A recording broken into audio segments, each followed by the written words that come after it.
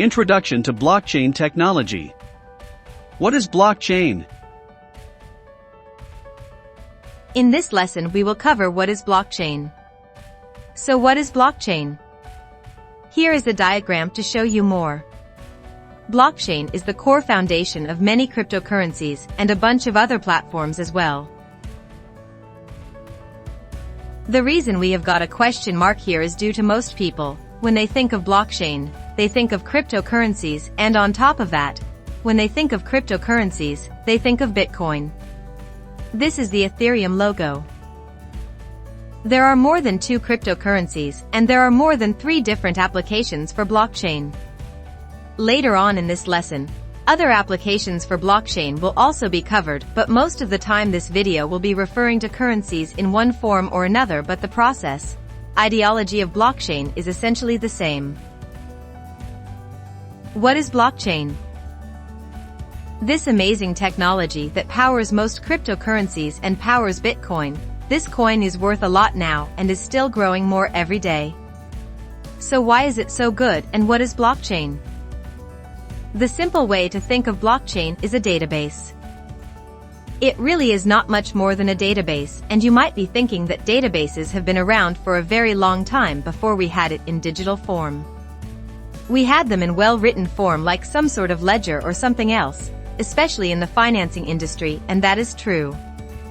We have had databases for a very long time, even in the digital world. But databases generally have been centralized. What that essentially means is one party owned the database.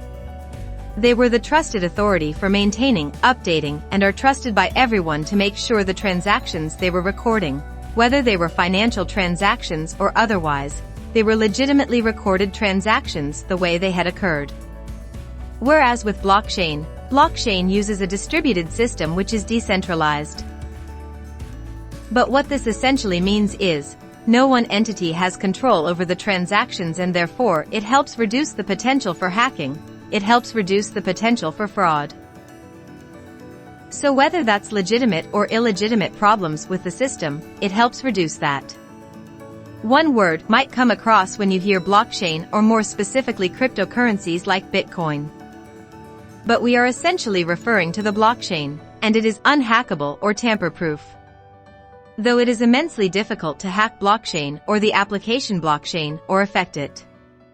History has shown that anything that has bared the name unhackable or tamper-proof, it's secured to the point that it would never be accessed in one way or another, have been proven false. Take this with a grain of salt, as it could potentially happen. As you advance through this course, you will realize the immense complexity of trying to hack a blockchain-based system. As mentioned earlier, blockchain is nothing more than a database, and you will hear the word ledger thrown around more than the word database. That's all it is. It's just a way of recording open transactions. So imagine if we have this ledger, this database, and we say, Person A sends 10 units of £10 or $10 to a person B. Person B sends it to person C. They send 7 units of the same currency or whatever that unit is. We know that person A has 10 less now, person B has 10 more. And person C has 7 more. Person B has 7 less because he transferred some money as well.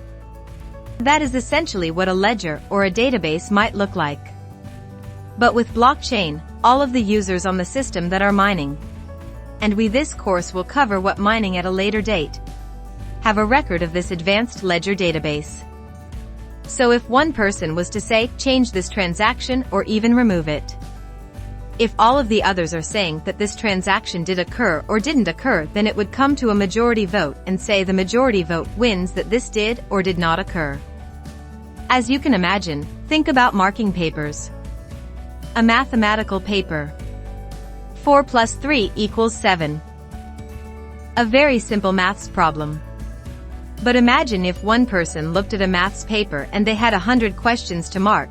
It is more than probable that an individual marking a single paper may get the marking wrong for one particular question. They may say this is incorrect even though it isn't. It is correct. But imagine if 10 people were to mark the paper and 9 said it was correct and 1 said it was incorrect. Based from a statistical point of view, you can say that the 9 are correct, and imagine if you do this even further.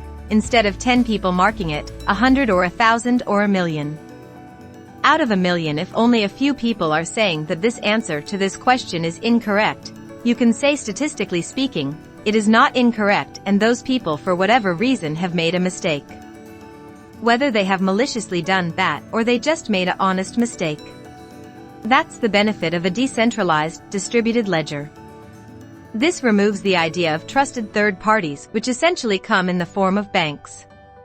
Whether that's using some sort of system like Visa, PayPal, MasterCard, or anything else. This is what it essentially removes. Each miner, each person validating the transactions almost becomes the verifier, just like Visa or others would be. All transactions are logged, and the time, the date, the participants, like person A send to person B. Person A and B would be the participants. The amount or what is actually transacted using blockchain is also recorded within the blockchain. Each node on the system network owns a full copy of the blockchain. As mentioned before, miners are used to verify the validity of a transaction. So miners verify the validity of a transaction or block. Transactions are grouped into blocks. If we have this blocks, this might have a bunch of transactions. Just think of it as financial transactions. Person A send to person B send to person C, and so on. So this is a block, and this block, once it has been verified, is added onto the chain. Imagine if we have a block here and it is added onto the chain, and when another block have been validated, it is added onto the chain again. What you can do is go through the chain and see where all the transactions have come from, how they've arrived. So imagine we have a banknote, a conventional banknote that is for $10. Realistically, we do not know where this $10 have come from. Maybe a friend gave it, maybe your father handed it to you, but where did they get it from, and where did that individual get it from, and so on.